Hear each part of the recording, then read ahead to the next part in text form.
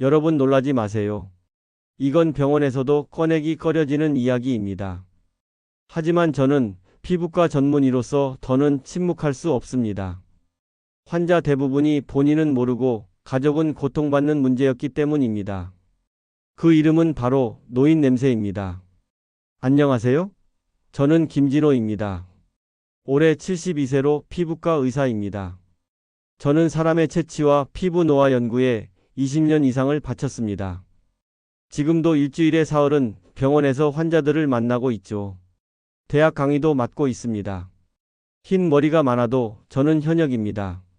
지난달에는 국제피부과학회에서 노화와 채취 관련 연구로 학술상도 받았습니다. 어느 날 제 아내의 말 한마디가 저를 이 영상 앞에 세웠습니다. 여보, 당신도 냄새가 나요. 저는 충격이었습니다.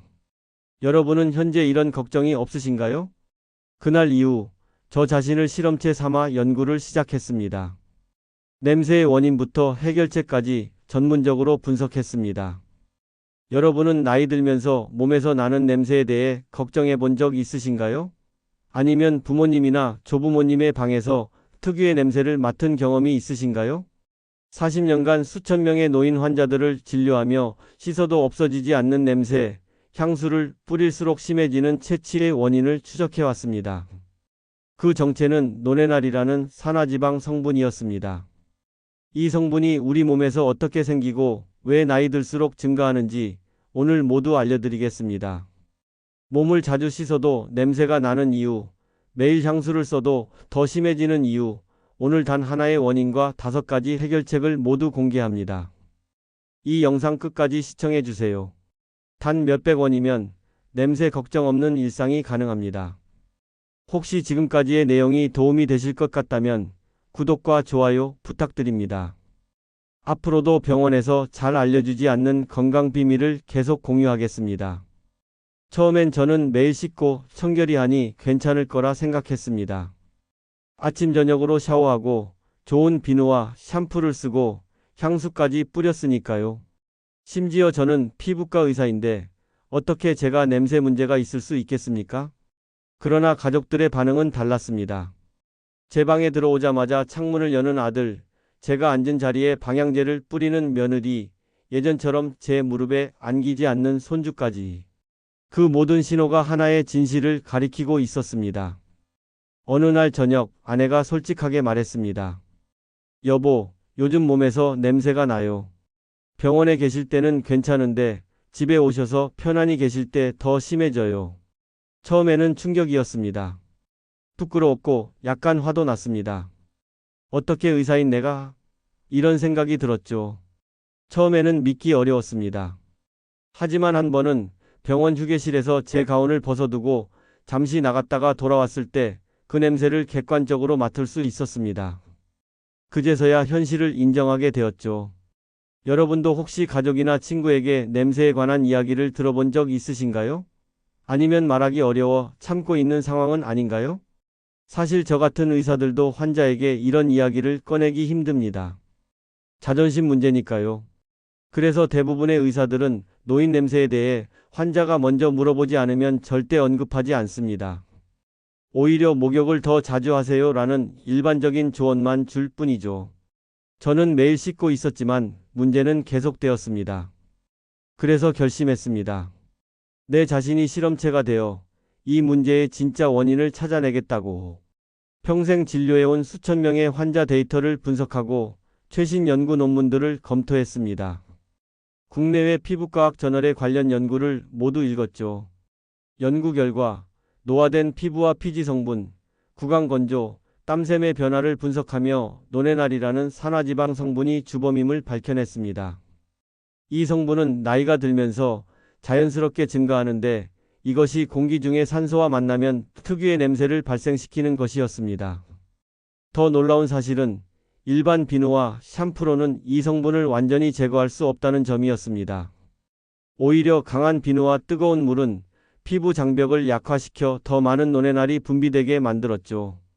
향수는 이 냄새와 섞여 더 이상한 냄새를 만들어냅니다. 특히 무스크 계열의 향수는 노네날과 화학적으로 결합해 더 강한 냄새를 만들어낸다는 사실도 발견했습니다. 노네날은 주로 땀샘과 피지선이 밀집된 부위에서 많이 발생합니다. 또한 호르몬 변화, 약 복용, 식이 습관에 따라 그 양이 달라집니다. 제 연구에서는 특히 항산화 식품 섭취와 노네날 감소 사이에 강한 상관관계가 있음을 확인했습니다. 여러분, 이렇게 중요한 내용인데 왜 병원에서는 이야기해주지 않을까요? 생각해 보신 적 있으신가요? 저는 이 연구 결과를 토대로 제 자신부터 실험했습니다. 그리고 효과가 확인된 방법을 수천 명의 환자에게 적용해 그 효과를 확인한 5단계 관리법을 개발했습니다. 오늘 이 비밀을 모두 공개하려고 합니다. 이 영상은 끝까지 보셔야 전체 맥락을 정확히 이해하실 수 있습니다. 각 단계마다 중요한 세부 사항이 있고 모든 단계가 서로 연결되어 있기 때문입니다. 또한 앞으로 백세지의 채널에서 더 많은 건강 비밀을 공유할 예정이니 구독과 좋아요로 응원해 주시면 감사하겠습니다. 노인 냄새의 90%는 특정 세 부위에서 발생합니다. 바로 살이 접히는 곳, 털이 많은 곳, 그리고 땀이 많이 나는 곳입니다. 구체적으로는 목주름, 겨드랑이, 가슴 및 배꼽, 사타구니, 무릎 뒤, 발가락 사이입니다. 이 부위들은 습기가 잘 차고 공기가 잘 통하지 않아 노네날이 집중적으로 쌓이는 곳입니다. 피부의 주름진 부분은 세균 번식의 온상이 됩니다. 세균은 노네날과 결합하여 더 강한 냄새를 만들어냅니다. 따라서 이 부위들을 집중적으로 관리하는 것이 중요합니다. 제 환자 중 78세 이철수 씨는 매일 샤워를 해도 냄새가 나서 고민이었습니다. 집중세정법을 알려드리고 2주 후 그의 아내가 먼저 병원에 찾아와 고맙다고 인사했습니다.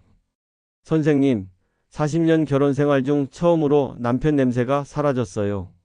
또 다른 환자 73세 정영호 씨는 집중세정법 덕분에 손주들이 다시 안기게 되었다며 무척 기뻐했습니다. 그분은 아이들이 다시 내 무릎에 앉아 이야기를 들려달라고 하는 순간 눈물이 났다고 말씀하셨죠. 실천 팁을 알려드리겠습니다. 반드시 미지근한 물을 사용하세요. 뜨거운 물은 피부 장벽을 손상시킵니다. 순한 산성 비누나 약산성 바디워시를 사용하고 부드러운 수건이나 목욕 스펀지로 살살 문질러 주세요. 특히 목 뒤, 겨드랑이, 가슴과 배 밑의 주름, 사타구니, 무릎 뒤, 발가락 사이를 집중적으로 씻되 너무 강하게 문지르지 마세요. 세정 후에는 충분히 물기를 제거하고 건조시키는 것도 중요합니다. 습기가 남아있으면 세균 번식의 원인이 되기 때문입니다. 부드러운 수건으로 톡톡 두드리듯 물기를 제거하세요. 주의할 점은 뜨거운 물과 강한 알칼리성 비누는 오히려 피부 장벽을 손상시켜 노네날 분비를 증가시킬 수 있습니다. 또한 거친 수건으로 세게 문지르는 것도 피부 자극을 유발해 냄새를 악화시킬 수 있으니 주의하세요. 여러분, 혹시 평소 어떤 온도의 물로 샤워하시나요? 또 몸을 씻을 때 어떤 부위를 특히 신경 쓰시나요? 노인 냄새는 단순히 씻는 것만으로는 해결되지 않습니다. 내부에서부터 개선해야 하죠. 3가지 핵심 생활 습관이 있습니다. 하루 6컵 이상의 충분한 수분 섭취, 항산화 식품 섭취, 그리고 규칙적인 햇볕 산책입니다. 수분이 부족하면 체내 노폐물 배출이 지연되고 피부가 건조해져 더 많은 노네날이 생성됩니다. 항산화 식품은 체내 산화 스트레스를 줄여 노네날 생성을 억제합니다. 햇볕 산책은 비타민 D 생성을 도와 피부 장벽을 강화하고 땀샘을 건강하게 유지합니다. 72세 김영희 씨는 물을 거의 마시지 않았는데 하루 6컵 이상 마시기 시작한 지 한 달 만에 가족들이 냄새가 줄었다고 말했습니다. 79세 김영호 씨는 항산화 식품을 꾸준히 섭취한 결과 3개월 만에 냄새가 90% 감소했습니다. 83세 박영수 씨는 매일 20분씩 아침 산책을 시작했더니 땀 냄새가 크게 줄었다고 합니다. 실천 팁으로는 물을 매 시간마다 한 컵씩 마시는 습관을 들이세요. 항산화 식품으로는 사과, 토마토, 베리류, 녹차, 마늘, 양파가 좋습니다. 특히 마늘은 항균 작용도 있어 체취 개선에 효과적입니다. 하루 20분 이상 햇볕을 쬐며 걷는 것이 효과적인데 가능하면 아침 10시 이전이나 오후 4시 이후에 하세요. 주의할 점은 커피와 알코올은 체내 수분을 빼앗고 노화를 촉진해 냄새를 악화시킬 수 있습니다. 또한 매운 음식, 양파, 마늘은 단기적으로는 냄새를 유발할 수 있지만 장기적으로는 항산화 효과로 냄새를 줄이는 효과가 있으니 적절히 조절해서 드세요. 비타민C와 E가 풍부한 식품은 피부 노화를 늦추고 노뇌날 생성을 억제합니다. 또한 오메가-3 지방산이 풍부한 생선도 좋습니다. 하루에 한 번은 항산화 식품을 섭취하도록 노력하세요. 여러분은 하루에 물을 얼마나 마시고 계신가요? 또 일주일에 몇 번 햇볕을 쬐며 걸으시나요? 노인 냄새의 상당 부분은 옷과 침구에 배어 있는 경우가 많습니다. 아무리 몸을 깨끗이 씻어도 오래 입은 옷이나 자주 세탁하지 않은 침구에서는 냄새가 계속 납니다. 속옷은 매일 교체하고 겉옷도 자주 세탁해야 합니다. 침구는 최소 일주일에 한 번은 세탁하세요. 특히 베개 커버는 4일에 한 번씩 교체하는 것이 좋습니다. 면과 같은 천연 소재를 선택하고 가능하면 햇볕에 말리세요. 자외선은 세균을 죽이고 냄새를 제거하는 효과가 있습니다. 71세 김철수 씨는 오래된 합성 섬유 잠옷을 매일 입었는데 면 소재로 바꾸고 매일 교체하자 냄새가 현저히 줄었습니다. 65세 이영숙 씨는 침구를 2주에 한 번 세탁했는데 일주일에 한 번으로 바꾸고 햇볕에 말리자 방 전체의 냄새가 사라졌다고 합니다. 실천 팁으로는 옷을 세탁할 때 식초를 한 컵 넣으면 냄새 제거에 효과적입니다. 신발은 2켤레 이상을 번갈아 신어 충분히 건조시키는 것이 중요합니다. 또한 옷장에 탈취제나 천연 방향제를 두면 옷에 배는 냄새를 줄일 수 있습니다. 양말과 신발도 관리가 중요합니다. 양말은 매일 교체하고 신발은 충분히 건조시킨 후 착용하세요. 신발 속 깔창도 정기적으로 세탁하거나 교체하는 것이 좋습니다. 주의할 점은 합성 섬유는 땀과 채취를 흡수하고 배출하는 능력이 떨어져 냄새가 심해질 수 있습니다. 또한 섬유유연제를 과도하게 사용하면 오히려 섬유의 노폐날이 흡착되어 냄새가 심해질 수 있으니 적당량만 사용하세요. 여러분, 침구는 얼마나 자주 세탁하시나요? 또 어떤 소재의 옷을 주로 입으시나요? 노인 냄새의 약 30%는 구강에서 비롯됩니다. 나이가 들면 침분비가 감소하고 구강 내 세균이 증가해 특유의 냄새가 발생합니다. 또한 치아와 잇몸 질환도 냄새의 주요 원인이 됩니다. 침분비가 줄면 자정작용이 약해져 구강 내 세균이 증가합니다. 또한 약물 복용이나 질환으로 인한 구강 건조증도 냄새를 악화시킵니다. 구강 건강은 전체적인 채취 관리에 있어 매우 중요한 부분입니다. 69세 김순자 씨는 평소 양치만 하고 혀 클리닝은 하지 않았는데 혀 클리너를 사용하기 시작한 후 주변 사람들이 냄새가 줄었다고 말했습니다. 70세 박만수 씨는 정기적인 치과 검진을 통해 잇몸 질환을 치료한 후 입 냄새가 크게 개선되었습니다. 실천 팁으로는 하루 최소 2번, 식후 30분 후에 양치하는 것이 좋습니다. 혀 클리너로 혀 표면의 세균을 제거하고 충분한 물을 마셔 구강 건조를 예방하세요. 또한 무설탕 껌을 씹으면 침분비를 촉진해 구강 건강에 도움이 됩니다. 6개월에 한 번은 치과를 방문해 스케일링과 검진을 받으세요. 구강 건조를 예방하기 위해 물을 자주 마시고 실리마린이나 자일리톨이 함유된 무설탕 사탕을 간간히 섭취하는 것도 도움이 됩니다. 담배는 구강 건조를 악화시키므로 피하는 것이 좋습니다. 주의할 점은 알코올이 함유된 구강청결제는 구강 건조를 악화시킬 수 있으니 알코올 무첨가 제품을 선택하세요. 또한 침분비 저하로 인한 입냄새는 대화 단절을 유발해 사회적 고립과 우울증으로 이어질 수 있으니 적극적인 관리가 필요합니다. 여러분은 혀 클리닝을 하고 계신가요? 또 최근에 치과 검진을 받아보신 적은 있으신가요? 마지막으로 가장 중요한 것은 후각 적응 현상을 주의하는 것입니다.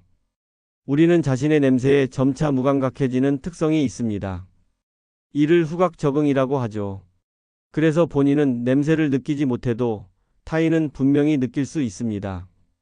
인체의 후각 시스템은 지속적인 자극에 적응하게 되어 있습니다. 이것은 생존에 필요한 메커니즘이지만 자신의 채취에 대해서는 문제가 될 수 있습니다. 따라서 객관적인 피드백을 받는 것이 중요합니다. 제 환자 중에는 나는 냄새가 나지 않는다고 주장하는 분들이 많습니다. 하지만 가족들은 다른 이야기를 합니다. 이런 인식 차이가 가족 간 갈등의 원인이 되곤 합니다. 실천 팁으로는 가족이나 친한 친구에게 솔직한 피드백을 요청하세요. 또한 2, 3일에 한 번씩 자신의 옷이나 친구의 냄새를 확인하는 습관을 들이는 것이 좋습니다. 특히 아침에 일어났을 때 자신의 방 냄새를 체크해 보세요.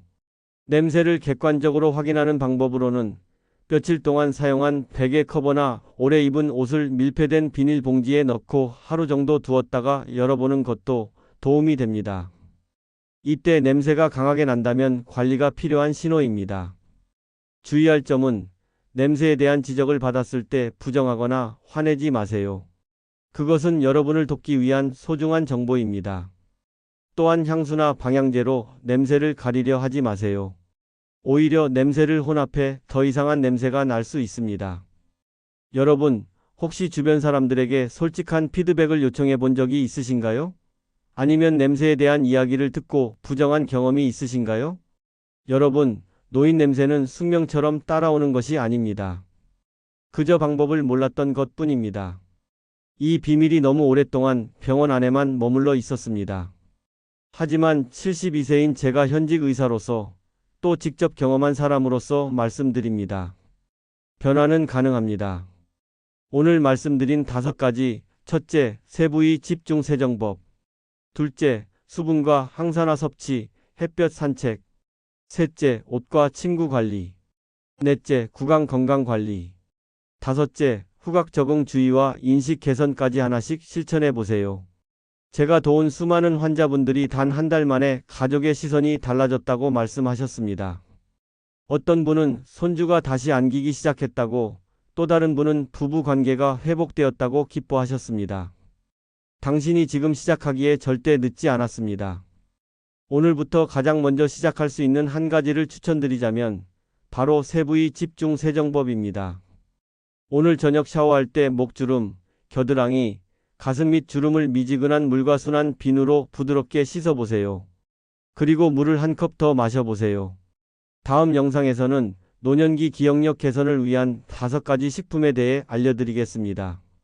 기억력 저하는 단순한 노화가 아닌 특정 영양소 부족이 주요 원인임을 밝히고 병원에서 알려주지 않는 해결책을 공유하겠습니다.